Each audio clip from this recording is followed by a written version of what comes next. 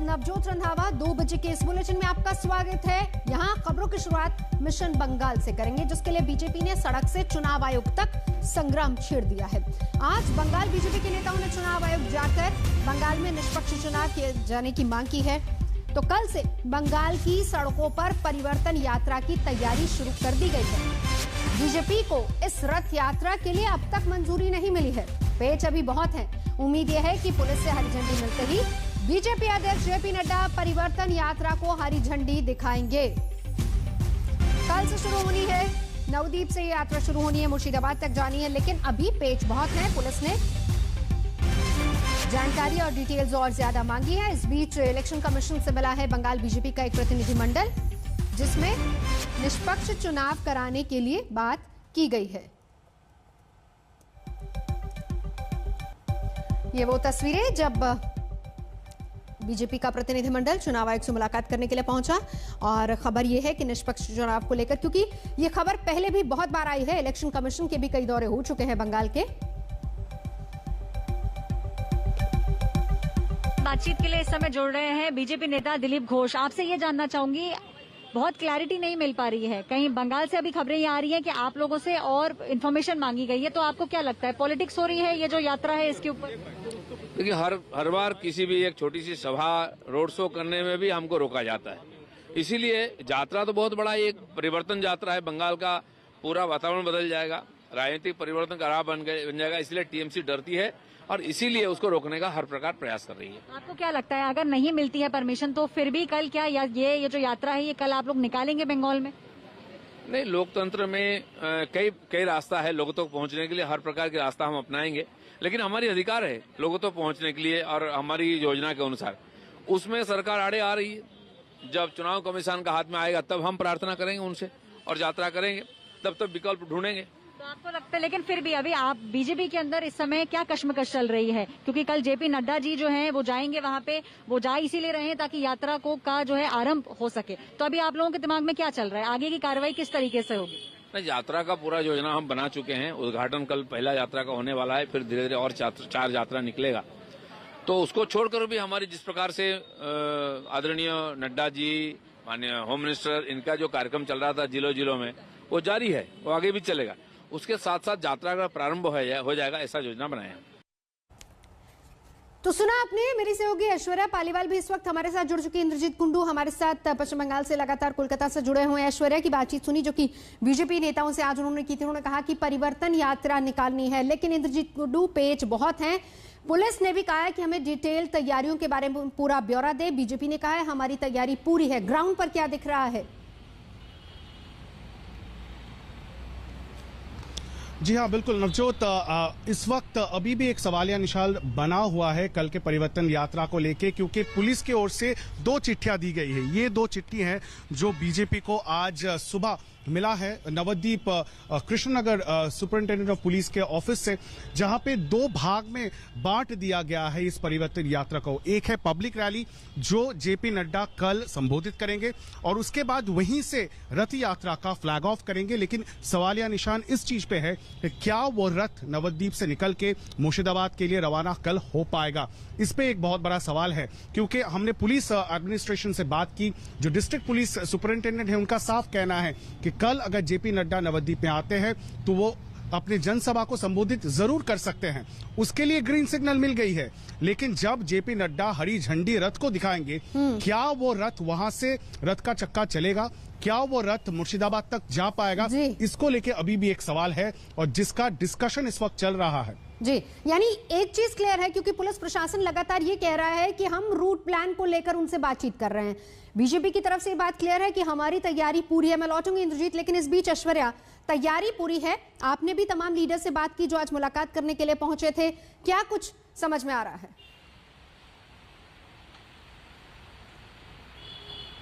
देखिए, हमारी पहली बात हुई थी दिलीप घोष से, उसके बाद हमने स्वपन दास गुप्ता से बात करी। सारे बीजेपी के नेता इस समय यही कह रहे हैं कि तैयारी पूरी है।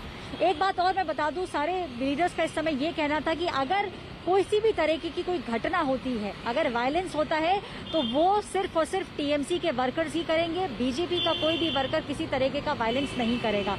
लेकिन इस चीज इसके बारे में इलेक्शन कमीशन को उन्होंने पहले ही आगाह कर दिया है। आज जो मीटिंग थी उसके अंदर उन्होंने इलेक्शन कमीशन के अधिकारियों को ये बताया कि वायलेंस हो सकता है। उनका ये भी कहना था हम तो शांतिपूर्वक तरीके से बंगाल के लोगों तक सिर्फ अपनी बात पहुंचाना चाहते हैं, लेकिन वायलेंस होने के बहुत ज्यादा चांसेस हैं। सारी डिटेल चुनाव आयोग को दे दी गई है। उन्होंने ये भी कहा है कि बार बार ममता बनर्जी कोशिश कर रही हैं कि ये जो यात्रा है ये ना निकल पाए, लेकिन ये डेमोक्रेसी के अंदर तानाशाही है। बीजेपी लीडर्स का यही कहना था, तैयारी लेकिन उनकी तरफ से पूरी है, इंतजार हो रहा है तो सिर्फ और सिर्फ बंगाल की अथॉरिटीज का एक फाइनल ग्रीन सिग्नल देने का। बिल्कुल, नजर बनाए रखिए। ऐश्वर्या पालीवाल, इंद्रजीत कुंडू दोनों हमारे साथ जुड़े हुए थे।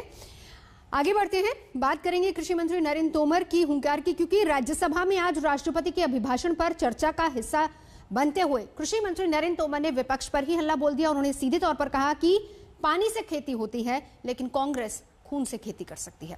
कृषि मंत्री ने यही नहीं रुके, उन्होंने आगे विपक्ष पर किसानों को गुमराह करने का आरोप भी लगाया, सवाल भी पूछा कि आखिर कृषि कानून में काला क्या है।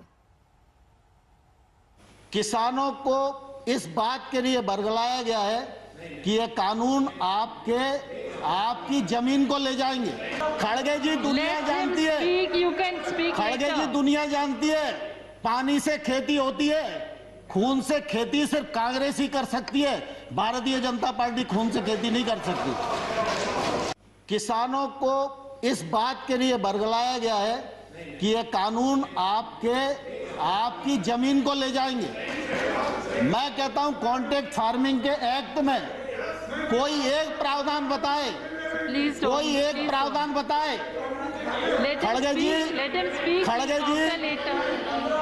जी दुनिया जानती है, खड़गे जी दुनिया जानती है, पानी से खेती होती है, खून से खेती सिर्फ कांग्रेस ही कर सकती है।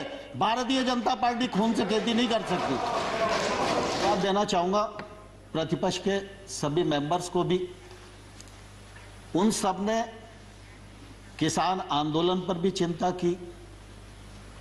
किसान आंदोलन के लिए जो सरकार को कोसना आवश्यक था उसमें भी कोई कंजूसी नहीं की और कानूनों को काले कानून भी जोर देकर कहा। लेकिन मैं आजाद साहब और आने भाई आपको बताना चाहता हूं कि मैं किसान यूनियन से भी 2 महीने तक यही पूछता रहा कि कानून में काला क्या है, एक मुझे बताओ तो मैं उसको ठीक करने की कोशिश करूं। एपीएमसी के बाहर अगर कोई ट्रेड होगा तो उस पर किसी भी प्रकार का ना तो राज्य का टैक्स लगेगा ना केंद्र का टैक्स लगेगा। अब एपीएमसी के भीतर राज्य सरकार का टैक्स है, एपीएमसी के बाहर केंद्र सरकार का एक्ट है। केंद्र सरकार का एक्ट टैक्स को खत्म करता है और राज्य सरकार का जो एक्ट है वो टैक्स देने के लिए बाध्य करता है। जो टैक्स ले रहा है और लगा रहा है और बढ़ा रहा है, आंदोलन उसके खिलाफ होना चाहिए या जो टैक्स फ्री कर रहा है उसके खिलाफ होना चाहिए। लेकिन अब देश में उल्टी गंगा बह रही है। और अब आपको ये भी दिखाते हैं कि इससे पहले क्या कुछ हुआ। राज्यसभा में विपक्ष ने सरकार पर जोरदार हमला बोला। शिवसेना नेता संजय राउत ने कहा कि किसान आंदोलन जिंदा है तो देश जिंदा है। जो आपके ऊपर क्रिटिसाइज करता है, आपको आईना दिखाता है, वो आपके आसपास रहना चाहिए, उसका घर आपके बगल में रहे। लेकिन आज ऐसा है कि जो निंदा करे, जो टीका करे, आप उसको बदनाम कर देते हो। जैसे किसान आंदोलन, जिस तरह से इस किसान आंदोलन को भी बदनाम करने की कोशिश या साजिश चल रही है, मुझे लगता है देश के प्रतिष्ठा के लिए ठीक नहीं है, किसानों के लिए ठीक नहीं है, हम सब के लिए ठीक नहीं है। देखिए, ये पिटे हुए पॉलिटिकल प्राणियों और भारत बैशिंग ब्रिगेड का ये जो नापाक गठबंधन है, अनहोली अलायंस है, ये किस तरह से भारत को बदनाम करो, भारत की छवि को खराब करो, इसके कंपटीशन में लगा हुआ है। लेकिन जनता ने हर बार इनके इस भारत बैशिंग जो इनकी ब्रिगेड का जो षड्यंत्र और साजिशें हैं उसको बेनकाब किया है। आज जो शांति से वर्ग किसान वहाँ बैठा है, शायद ये शांति का रास्ता छोड़कर कोई अलग रास्ते पर जाएगा तो देश के सामने बहुत जबरदस्त संकट आएगा। और इसकी पूरी जिम्मेदारी आज ये भारतीय जनता पार्टी के सरकार को लेनी पड़ेगी। इसमें क्या आपको डिफिकल्टी बताइए, सरकार उसके लिए तैयार है। हमारे नरेंद्र सिंह तोमर जी ने 10 टाइम मीटिंग ली, लेकिन ये मतलब सुनने के लिए तैयार नहीं है। तो इसके लिए हम थोड़ी जिम्मेदार है। तो इसीलिए मुझे लगता है कि जो कुछ भी हो रहा है, ये पूरी राजनीति हो रही है। यहाँ पूरे विरोधी दल के लोग गाजीपुर बॉर्डर हो, सिंधु बॉर्डर हो, वहां जाकर किसानों को भड़काने का काम कर रहे हैं और ये मतलब आग में तेल डालने का काम ये लोग कर रहे हैं। किसान देश के एजिटेशन 4 महीने से ज्यादा हो गए, वो बैठा है और 2 महीने से ज्यादा तक बॉर्डरों पर बैठा है और लाखों की तादाद में बैठा है। तो मैं समझता हूं कि उनकी ये समझनी चाहिए, 11 मीटिंगें हो ली, कोई रिजल्ट नहीं निकला। तो मैं ये महसूस करता हूं कि उनको इंसाफ मिलना चाहिए। वो सरकार कहती है कि ये तो किसान के हक में है, लेकिन किसान कहता है ये हमारे खिलाफ है। तो किसान की बात माननी चाहिए। हर कोई उठता है, हमें कहता है कि अहंकार छोड़ो, अहंकार छोड़ो। अरे ये अहंकार नहीं है, हम अपने जजमेंट से काम कर रहे हैं। आपको चाहिए कि आप किसानों की भी कुछ 2 बात उनको भी कहिए। आप हमको तो उपदेश कर रहे हैं। सारे किसान नेता हमारे आदरणीय नेता है, 11-12 बार हमारे मंत्री महोदय ने उनके साथ बातें की। अभी भी बातों के लिए हम तैयार हैं, मगर इसका मतलब ये नहीं कि आप भी थोड़ा लचीलापन न दिखाए। हमने तो लचीलापन दिखाया। 3 साल 1.5 साल के लिए उसको स्थगित करने का जो पहली बार शायद सरकार ने रवैया अपनाया होगा इस पद्धति का। और इस बीच आपको यह भी बता दें कि कल किसानों ने चक्का जाम का ऐलान किया, लेकिन इसी को देखते हुए दिल्ली में अब सुरक्षा के इंतजाम और ज्यादा सख्त कर दिए गए हैं।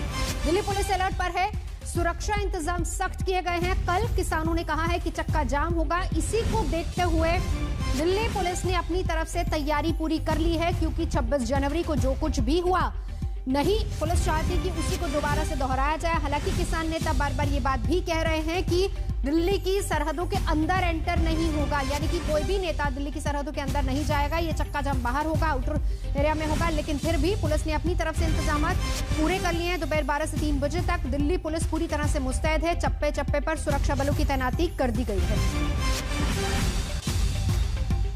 तो कल किसानों का चक्का जाम है दिल्ली में। कल के जाम को देखते हुए सुरक्षा इंतजाम काफी सख्त किए गए हैं। डीसीपी क्राइम ब्रांच भी यही बता रहे हैं कि किस तरीके से दिल्ली को एक अभेद किले की तरह तब्दील कर दिया गया है। हमारे साथ बात करने के लिए डीसीपी क्राइम चिन्मय विश्वाल जी मौजूद हैं। किस तरीके की तैयारियां हैं सर सुरक्षा की? कल जो चक्का जाम का आह्वान किया गया है किसानों द्वारा, जो कल का जो चक्का जाम पूरे देश भर में आह्वान किया गया है, हालांकि सूचना हमें यह मिली है कि दिल्ली के अंदर इन्होंने कहा कि इनका कोई कार्यक्रम नहीं है, लेकिन 26 तारीख को जिस तरह से पुलिस के साथ एक जो समझौता हुआ था, जो बातचीत हुई थी, उसको वायोलेट करके, उल्लंघन करके जिस तरह का हिंसा और उपद्रव दिल्ली के अंदर देखने को मिला, तो उसके मद्देनजर दिल्ली पुलिस इस बार कोई चांस नहीं ले रही है और हम बॉर्डर के ऊपर हमारी फोर्स तैनात हैं और हमने वहां पे सुरक्षा का कड़े इंतजाम किए हैं कि कोई भी उपद्रवी दिल्ली के अंदर आकर के उपद्रव नहीं फैला सकता। और साथ ही में जब भी इस तरह से बंद देश भर में या चक्का जाम का जो आह्वान किया जाता है, तब पूरे राज्यों के पुलिस और जो जिलों के पुलिस होते हैं वो जगह जगह पर सेंसिटिव पॉइंट्स पर भी अपने पुलिस व्यवस्था वहां पे डिप्लॉय करते हैं, जो कि हमारे पूरे दिल्ली में ही ये किया जा रहा है। सर, जब पिछली बार 26 जनवरी में जब उनको ट्रैक्टर रैली करनी थी तो पुलिस के साथ कई राउंड बातचीत हुई थी। इस बार जब वो चक्का जाम करने वाले हैं, दिल्ली में नहीं करेंगे, लेकिन क्या कोई ऑफिशियली उन्होंने कोई बातचीत किसानों की हुई है किसानों से? देखिए, जो भी सूचना हमारे पास आई है, और क्योंकि ये कोई दिल्ली को स्पेसिफिक नहीं है, जो हमें हमारी जो समझदारी है, और इन्होंने पूरे देश भर में कहने का ये इन्होंने मीडिया के द्वारा ये आह्वान किया है, तो हमें जैसे भी ये सूचना हमें गणमाध्यम से मिला है, तो उसके तहत और हमारे पास जो इंटेलिजेंस इनपुट है उसके तहत हम जो भी आवश्यक जो सुरक्षा व्यवस्था, पुलिस व्यवस्था लगाना है, वो हम उसकी तैयारी किए हुए हैं। पड़ोसी राज्यों से संपर्क में है सर, क्योंकि बॉर्डर्स पे बैठे हैं, तो हरियाणा, यूपी, इन राज्यों की पुलिस से संपर्क में है आप लोग? जरूर, जब से ये पूरे जो आंदोलन के अलग अलग पॉइंट्स जो तैयार हुए हैं, जो कि हमारे पड़ोसी राज्यों में हैं, जैसे मैं आपको बताना चाहता हूं कि इनकी जो मौजूदगी है वो दिल्ली में नहीं है, दिल्ली के बाहर है। कम ही ग्रुप हैं जो कि दिल्ली बॉर्डर के अंदर बैठे हुए हैं। तो हम लोग लगातार जिन पड़ोसी राज्यों के साथ और जो जिलों के साथ जो हमारे बॉर्डर के साथ टच करते हैं, उनके साथ हम संपर्क में हैं और उनके साथ मिल करके हम लोग इसका जो तैयारी है वो कर रहे हैं। दिल्ली के चलेंगे सीधा गाजीपुर बॉर्डर से। इस वक्त कुणाल मेरे सहयोगी जुड़ चुके हैं। कुणाल, किसान क्या कह रहे हैं कल के चक्का जाम को लेकर? देखिए, अभी थोड़ी देर पहले नवजोत हमारी बात हुई है राकेश टिकैत से। उनका कहना है क्या कि हम कोई चक्का जाम दिल्ली में नहीं करेंगे। जो भी हमारा आह्वान है वो है सिर्फ और सिर्फ गाँव में और गाँव पर इसका फोकस रहेगा। लेकिन हम तस्वीरों के जरिए आपको दिखाएं कि जो व्यवस्था है यहाँ पर वो उसी तरीके से बदस्तूर है। कटीली तारे हैं, यहाँ पर बैरिकेडिंग है और एक लेयर की नहीं 3-4 लेयर की बैरिकेडिंग है और एक लेयर में कम से कम 3 बैरिकेड एक साथ जोड़ करके लगाए गए हैं ताकि कोई भी कोशिश करे फिर भी इन बैरिकेड्स को तोड़ नहीं पाए। तो पुलिस अपनी तरफ से पूरी तरह तैयार है। ये कोशिश कर रही है कि अगर जो किसान कर रहे हैं अगर वो अपने कहने के अनुरूप ना भी जाएं, अगर कोई अंदर घुसने की कोशिश भी करे तो ऐसी मजबूत किलेबंदी होनी चाहिए दिल्ली की सीमा पर कि कोई अंदर न दाखिल हो पाए। इसके साथ साथ जो मेट्रो सर्विसेज हैं उनको भी कहा गया है कि आप भी तैयार रहें। अगर ऐसा प्रतीत होता है कि मेट्रो का इस्तेमाल कर सकते हैं प्रदर्शनकारी तो कुछ मेट्रो स्टेशन बंद करने पड़ सकते हैं, कुछ रूट्स को बाधित करना पड़ सकता है। तो ये भी तैयारी है दिल्ली पुलिस की। मेट्रो से भी उसकी बातचीत हो रही है। तो कहीं से भी कोई परिंदा भी अंदर जाके प्रदर्शनकारियों के जरिए कोई पर न मार पाए, इसकी तैयारी दिल्ली पुलिस इस वक्त कर रही है और कर चुकी है। इनफैक्ट जहां पर हम आपको दिखा रहे हैं तस्वीरों के जरिए कि किस तरीके से ये पूरी तैयारी चल रही है और उधर बड़ी संख्या में कुणाल देख रहे हैं हम तस्वीरें, और जैसे कुणाल भी बता रहे थे कि उन्होंने खुद राकेश टिकैत से बात की, हम आपको वही बातचीत सुनवाते हैं। क्या कुछ कहा राकेश टिकैत ने कल के चक्का जाम को लेकर, और साथ ही साथ आज नरेंद्र तोमर ने जिस तरीके से खून वाली खेती की बात की है उस पर भी जब हमने सवाल किया तो जवाब उनका क्या था, सुनिए जरा। राकेश टिकैत हमारे साथ है। आपने बाबा को कंधे पे उठाया हुआ है। वो भी दे दे, वो भी दे दे मेरे हाथ में। हट जा, जा दे दे, ये छोड़ दे। ये माजरा क्या है? अरे जब ये से लेकर आया और क्या करूँ इसका बता, छोड़ दे। कहाँ से ला रहे हैं आप? इन्हें घर छोड़ा हुआ। तो ये जो तस्वीर है ये लगता है क्या कि आप आंदोलन को सिर्फ नहीं करने पर ढूंढ रहे हैं बल्कि जो पूरा जब बुजुर्ग आगे से काम में छोड़ खाऊंगा ये, नहीं तो फिर आ जाएगा। तो बुजुर्गों को यहाँ से अभी ले जाना है क्या अपने साथ? ये काम में था क्या, छोड़ गया था काम में, फिर आ गए। अच्छा, तो बुजुर्गों को आप क्या कह रहे हैं, नसीहत दे रहे हैं कि यहाँ से जाएं? नहीं नहीं, नसीहत नहीं दे रहा जी। तो जो जिनको परेशानी है उनके लिए क्या? अरे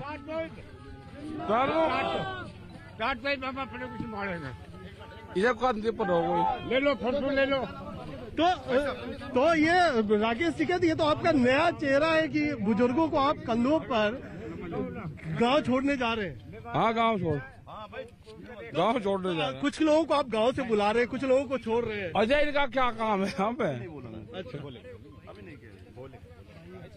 तो बात ये है टिकैत साहब, दूसरी बात ये है क्या कि अब कल तो आपने एक तो इनको गांव छोड़ने जा रहे हैं, दूसरी तरफ कल चक्का जाम भी होगा, उसको लेकर के क्या? नहीं, वो तो नॉर्मल रूटीन का उसका काम है। अभी करेंगे, एक बढ़िया काम करेंगे, अभी चल रहे हैं। तो क्या है चक्का जाम की क्या तैयारी है? वो तो गाँव के लोग कर रहे होंगे, हम तो सब यही है। दिल्ली में असर नहीं? नहीं, कोई नहीं। क्यों दिल्ली को लेकर के क्या योजना क्या? क्योंकि यहाँ पर जो बहुत सारे नहीं, कुछ नहीं, यहाँ पे जो लोग हैं वे यहीं रहेंगे। नमस्कार, मैं हूं अंजना ओम कश्यप। हमें उम्मीद है ये वीडियो आपको पसंद आया होगा। लेटेस्ट खबरों के लिए यूं ही देखते रहिए आज तक, और इस वीडियो के पसंद आने पर लाइक, शेयर एंड सब्सक्राइब करना ना भूलें।